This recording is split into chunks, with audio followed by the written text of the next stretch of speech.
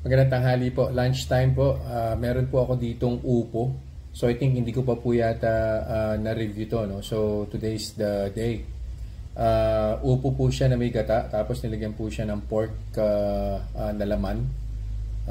Yeah. So yun lang po. Sobrang plain and simple. Of course yung salt and pepper to taste. Tapos meron po siyang ginisang sibuyas at saka bawang. So yan.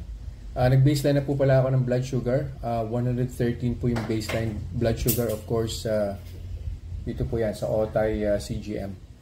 Kainin ko po si Upo. After 2 hours, babalik po ako and see kung magkakaroon po ba ng blood sugar spike.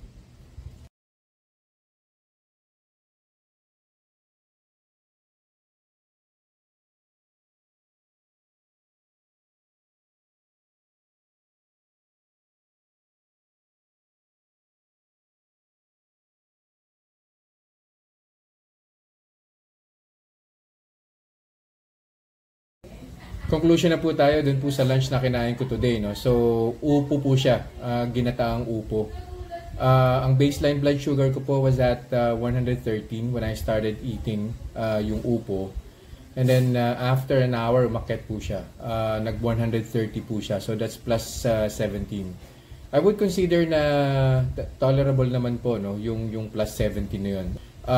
Tapos, after I think 15 or 20 minutes, umakyat pa po siya. So nag-133 pa po siya.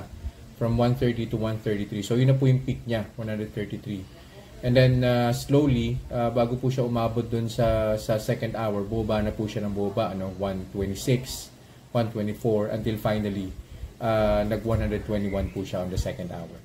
So I don't think na may problema po yun, considering the fact that it's a full meal, no? Full meal po siya. Actually, lunch po siya. So, pasok naman po siya sa threshold. So, yun lang po for this review. I'll see you guys in the next vlog. Bye-bye.